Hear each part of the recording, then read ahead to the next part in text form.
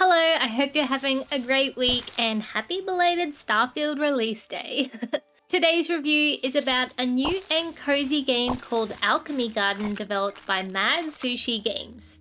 This one has just released on the 7th of September, so that is either today or possibly yesterday depending on where you live.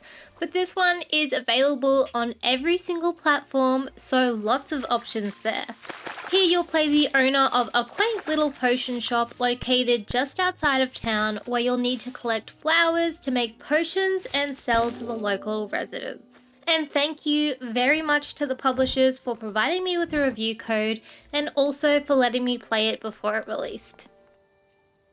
There are three main elements that make up Alchemy Garden, and that is exploring to collect flowers, managing your potion shop, and doing some odd side quests for the local villagers. Overall, it's a very simple, basic, and easy to pick up game with not a lot of depth to it. What you see is what you get. So there is no story here, you'll simply just pop into existence with a potion shop of your very own. Also, just a quick side note, if you happen to find this review helpful, feel free to subscribe. I post videos here every single week and I play a wide variety of games. Beginning with the exploration, there are three areas that make up this game. There is a meadow area where your shop is located with the addition of a small cave, a mystical forest with another shop that can be purchased later on, and a village. These three areas are really not that big at all and take a matter of seconds to run through and explore. Especially at the beginning of the game, you'll need to explore these areas every single day to collect any wildflowers that might be growing. This is essential to running your new potion shop.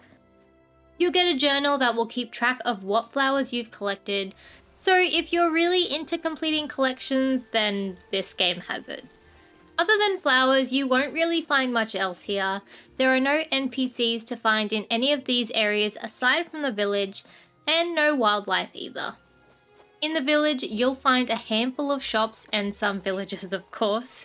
Shops include a hairstylist, clothing store, a seed stall, and a furniture shop. The villagers can be conversed with, although I found that after a few conversations, the dialogue just repeated and usually involved a short story about the person's past or their interests. At the beginning of the game, you can customize your character. I was going for kind of like a cute emo vibe, and as you begin earning some money, you'll be able to edit your appearance and purchase new clothes in town, but options are fairly limited.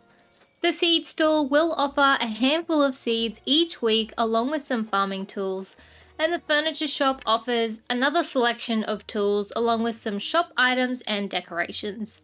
Again, not too much of a selection here. Your tools do break, unfortunately, hence the option to buy more, and they break very easily. Even with the best tools, I found I needed to buy 3 or 4 at a time if I didn't want to keep coming back the next day, especially when I had a big farming day ahead of me. In this town, you'll also find a bulletin board that has some odd quests that can be done. This usually includes supplying someone with some flowers or potions. I didn't find these quests that worthwhile to complete, as it seemed the effort was probably not worth the money that you got, so I just stuck to selling potions in my store. Moving on to the potion shop management side of the game, which I'm sure is the part you are most interested to hear about. So the idea here is that you own the only potion shop in the area, and the locals in the nearby town, along with some travelers, rely heavily on you for all their potion needs. To make a potion, you will simply need 3 flower ingredients to mix, which you'll do so in a little mini game fashion where you'll simply tap 3 times to mash the ingredients up, and then to brew them you'll need to stoke the fire until the bar at the side sits within the selected area. It's super simple, super quick, and foolproof. You simply can't stuff this up. I actually really appreciated this, as you'll need to make a lot of potions during your playthrough, so the fact that they kept it simple and quick was a huge thumbs up from me. There are a few different categories that these flowers can fit under, including aromatic, relaxing, and poisonous. To make these recipes, you'll kind of just need to mix and match these categories and see if it makes a potion. If it succeeds, you'll have a new recipe, and if it fails, you'll be able to see in the future that that particular combination does not work. Of course, different potions will sell for different amounts, and you can pop these potions along with anything else you might have on your shop counters, and then when you open your shop, customers can come in and purchase them. During different periods, you'll get notified of different types of customers that will be coming through that will essentially only really want certain types of potions. For example, if you have fighters coming through, they'll want defense potions or health potions. Overall, in your store, the variety of your goods, the cleanliness of the store, and customer satisfaction will determine how popular your store is. It all works together pretty well. You can customize your store by adding more counters to sell more goods, and you can add decorations and other furniture to your liking. You'll also be able to modify the walls and floors to your liking with a good selection available to choose from, and you'll need to maintain them as well as they will get dirty over time. When you've earned a bit more money, you'll be able to purchase a machine that will automatically create a batch of potions for you, which makes it so much easier. So there's definitely some room there to kind of build up your little potion empire. So obviously you'll need a lot of flowers to make all of these potions, and this is definitely the limiting factor at the beginning of the game. It gets a bit old having to explore each area every single day for flowers only to come back with a small handful, especially as the areas just really don't have that much detail. And that brings us to the gardening section of the game. Ultimately, you'll move over to growing your own flowers and not really collecting them in the wild. So you'll need to purchase seeds from the stall in town, but as the stock is limited, it may take you a while to get up a good variety. But once you do, you'll be set, as when you harvest flowers that you grow, you end up getting some seeds back from it. They generally only take a few days to grow, but they will need to be watered daily, and this is what killed me. To water, you'll need to use the watering can, obviously, for a good few seconds on each seed, and it just takes a really long time, especially if you really want to grow a lot of crops. And I was waiting out until I could buy like some sprinklers or something, but nope, the game doesn't have them, which I just thought was kind of mind-blowing. If you're lucky, it might rain, but that's a pretty rare event. I also unfortunately noticed that as I eventually tried to grow a larger number of seeds at once, my game started to lag badly. I'll go into a little bit more detail about that later on.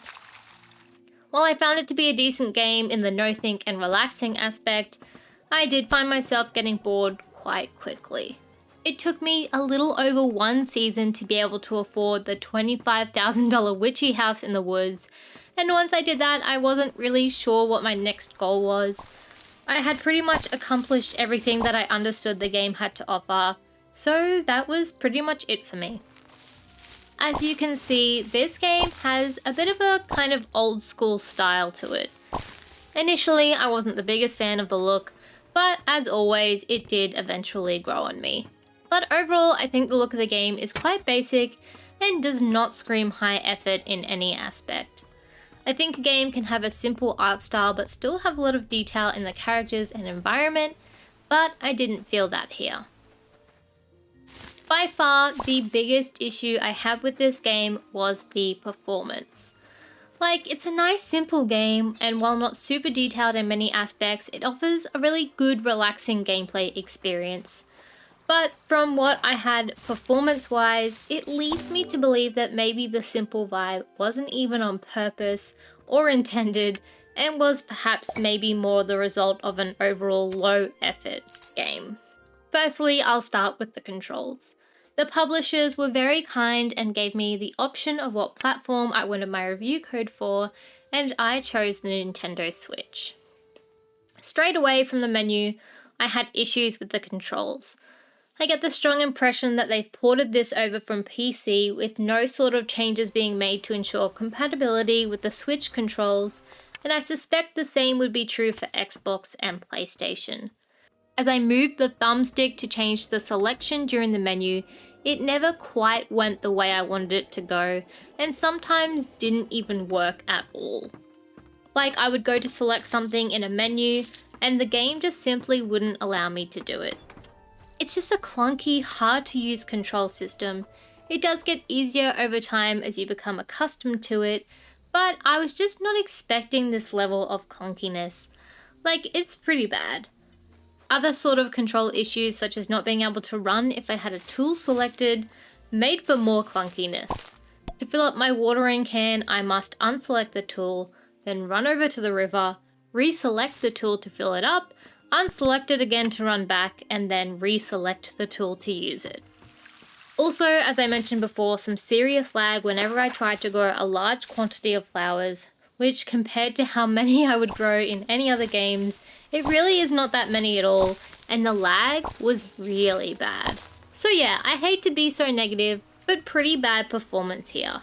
Not so bad that it made the game unplayable by any means, but enough for me to think I'd be frustrated if I paid $20 for this, especially as my understanding is some of these issues would be easily fixed with a little bit of effort.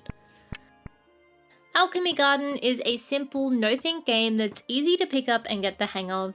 If you're after something a bit more on the basic side to relax to with no pressures or combat, then this would be a great game for you to get. If you're after something with a bit more depth, goals or quests to keep you going, this might be one to miss. Thank you so much for watching my video. I really appreciate it, and I will see you in the next one. Bye!